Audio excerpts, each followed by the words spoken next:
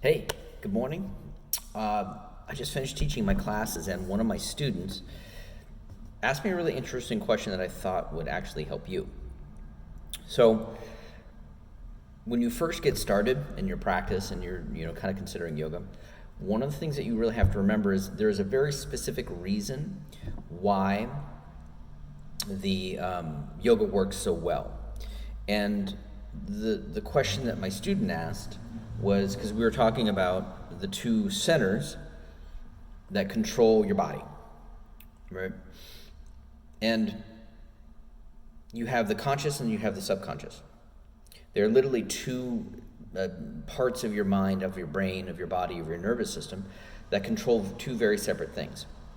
And the conscious is you. The conscious is who you are, your creativity. It's the self-thought that you can put in things. It is the divine force that is you, who you are, what makes you unique, right? But when it comes to your body, it's the thing that you take experience into on a very real level that you know, right? You can actually feel it. You know it's happening to you. The subconscious, on the other side, is the system of the brain that controls all your motor skills, controls all your patterns, controls takes in information at a certain level, and then repeats patterns that are automatic within you, right?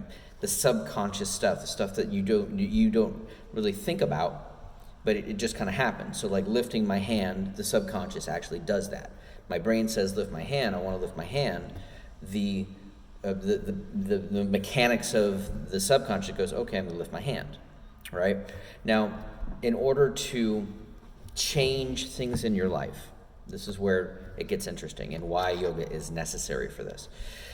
The conscious mind has to be able to tell the subconscious mind to change. Well, you can't tell the subconscious just to change unless you're able to connect to it at a certain mind state. I believe it's theta state, right? Where you're it is a meditative state actually. So, but you get into this mental position where you're very calm, you're very relaxed, and the experience of what you went through in your yoga practice or whatever healing modality that you're doing, when they're speaking to each other, they can make really great things happen. And yoga puts you into that mind state. Right? The Hatha Yoga does specifically.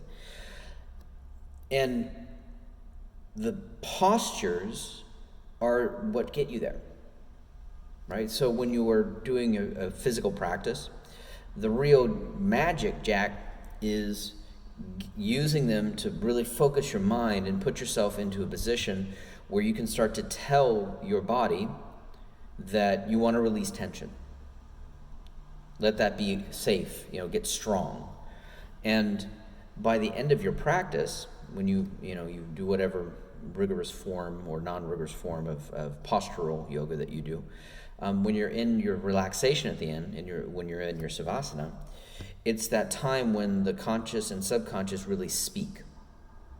And you can gain the ability to let go of pain, let go of fear, let go of whatever it is that you've come for the practice for, and have it really go away, right? Because you've created an environment in which the two pieces of your mind can actually speak.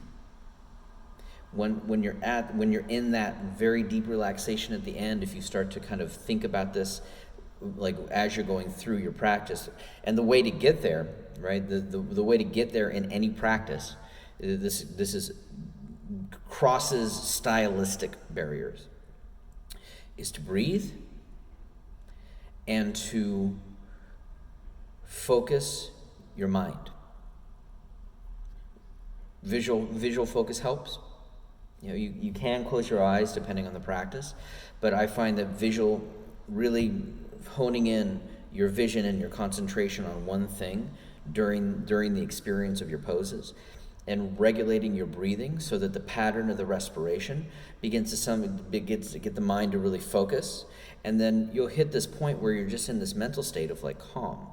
And it's at that point where you know that you have attained conscious to subconscious connection. Isn't that cool? Right? This is why yoga is different than every other form of exercise. There's only one or two others that I know that actually do it in this manner. Usually a qigong, right? That's kind of the goal of a lot of the qigongs, and some soft forms of martial art also will get you there. But yoga just does it so much better. So if you want to change, and you want a real change where it goes away, right? Go to yoga. Go take classes for many months, because the journey is not easy to get to that spot. It takes discipline. It takes effort. You've got to show up and do the work. There's no other way around it. But when you do, it's fixed for good.